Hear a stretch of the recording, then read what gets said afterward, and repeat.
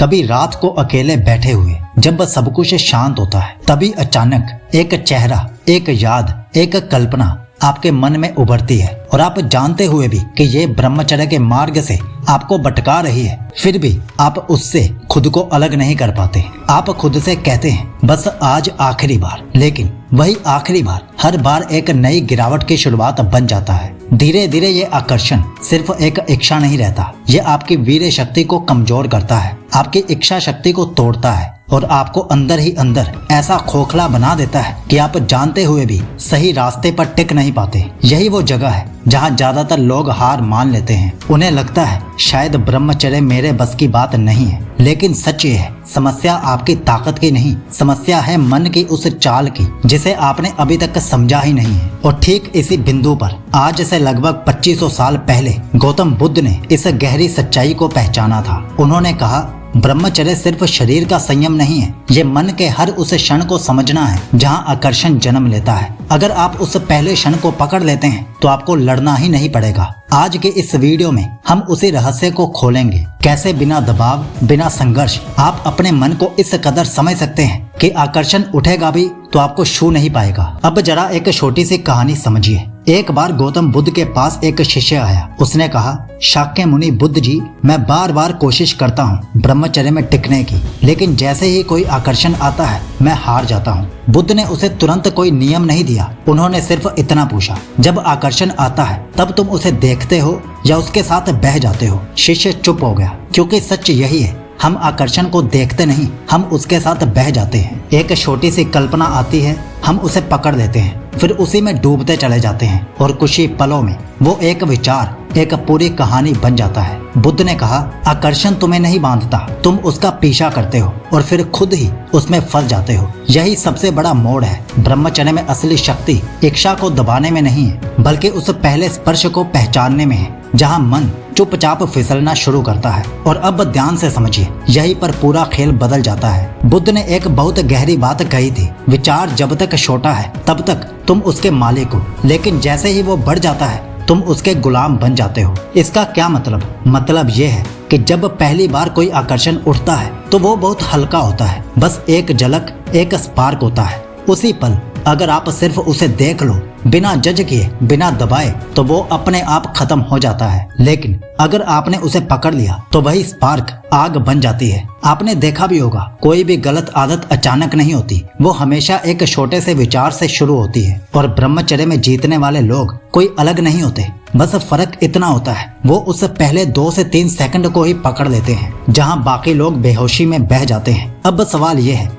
क्या आप उस पल को पकड़ सकते हैं? अब यहाँ पर गौतम बुद्ध एक बहुत सीधी लेकिन शक्तिशाली विधि देते हैं। वो कहते हैं, जब भी कोई आकर्षण उठे तो उससे भागो मत, उसे दबाओ मत, उसे बुरा भी मत समझो, बस उसे पूरी जागरूकता के साथ देखो। सुनने में ये आसान लगता है, लेकिन असल में यही सबसे कठिन है, क्योंकि हमारी आदत क्या है, या तो हम आकर्षण में डूब जाते हैं या फिर उससे लड़ने लगते हैं, लेकिन दोनों ही हालत में हम उससे बंधे हुए रहते हैं। बुद्ध का रास्ता अलग है। मान लो अचानक कोई कामुक विचार आया, इस बार भागना नहीं, बस रुकना और खुद से कहना, अच्छा ये विचार आ गया है, अब उसे ऑब्जर्व करो जैसे कोई बाहर से देख रहा हो। आप नोटिस करेंगे वो विचार खुद ही बदल रहा है, कमजोर हो रहा है और कुछ ही सेकंड में वो गायब हो जाएगा। यही है साक्षी भाव, जहां आप विचार नहीं होते, आप सिर्फ विचार को देखने वाले बन जाते हो। और जैसे ही ये अंतर साफ हो गया तो आकर्षण की पकड़ अपने आप टूट जाती है। लेकिन यहाँ एक और गहरी बात समझनी होगी। बुद्ध कहते हैं, आकर्षण कभी भी अचानक नहीं आता, उसके पीछे हमेशा कोई कारण छुपा होता है। कभी वो अकेलापन होता है, कभी बोरियत, कभी मन की बेचैनी, या कभी सिर्फ आदत। मतलब आप जिस चीज को आकर्षण समझ रहे हैं वो असल में एक सिग्नल है, एक संकेत है कि आपके अंदर कुछ अधूरा है, कुछ ऐसा जिसे आप देख नहीं रहे। और जब आप उस असली कारण को समझ लेते हो तो आकर्षण अपने आप कमजोर पड़ जाता है। इसीलिए ब्रह्मचर्य सिर्फ वीर्य ना बहाने का नाम नहीं है, ये अपने मन को इतनी गहराई से समझने का नाम है कि आपको लड़ना ही ना पड़े। अब जरा खुद से पूछिए, जब अगली बार वो विचार आएगा क्या आप फिर से बह जाएंगे या इस बार उसे जाग कर देखेंगे? अब आगे सुनो, क्योंकि कहानी यहीं खत्म नहीं होती। क्योंकि अगर सिर्फ देखना ही काफी होता तो आज हर कोई ब्रह्मचर्य में सफल होता। असल चुनौती तब आती है जब वही आकर्षण बार बार लौटता है और इस बार वो पहले से ज्यादा ताकतवर होता है। यहीं पर गौतम बुद्ध एक और गहरी बात बताते हैं, जिस चीज को तुम बार बार सोचते हो वही तुम्हारी प्रवृत्ति बन जाती है। मतलब अगर आप बार बार आकर्षण में बहते हैं तो आपका मन उसी दिशा में ढलने लगता है, लेकिन अगर आप बार बार साक्षी बनते हैं तो धीरे धीरे आपका मन खुद बदलने लगता है। ये एक दिन का खेल नहीं है, ये वैसे ही है जैसे एक नदी जो सालों से एक दिशा में बह रही है। आप उसे एक दिन में नहीं मोड़ सकते, लेकिन हर दिन थोड़ा थोड़ा रोक कर, थोड़ा थोड़ा दिशा बदल कर एक दिन आप उसकी पूरी धारा बदल सकते हैं। ब्रह्मचर्य भी बिल्कुल ऐसा ही है। हर बार जब आप आकर्षण को देखते हैं और उसके साथ नहीं बहते, तब आप अपने मन की दिशा बदल रहे होते हैं। और अब आखिरी और सबसे प्रैक्टिकल बात को समझो। बुद्ध ने सिर्फ मन को देखने की बात नहीं की, उन्होंने जीवन शैली बदलने की भी बात की। क्योंकि अगर आप बार बार वही चीजें देखेंगे, वही माहौल में रहेंगे जो आपके मन में आकर्षण पैदा करता है, तो फिर हर बार लड़ाई और कठिन होती जाएगी। इसलिए उन्होंने कहा, अपनी इंद्रियों की रक्षा करो। मतलब आप क्या देख रहे हो, क्या सुन रहे हो, किस तरह का कंटेंट कंज्यूम कर रहे हो, ये सब सीधे आपके मन को शेप करता है। अगर आप सच में ब्रह्मचर्य चाहते हैं तो सिर्फ अंदर नहीं, बाहर भी बदलाव लाना पड़ेगा। धीरे धीरे अपने एनवायरनमेंट को ऐसा बनाओ जहां आपका मन शांत रहे, जहां अनावश्यक उत्तेजना कम हो। क्योंकि जब बाहर शांति होगी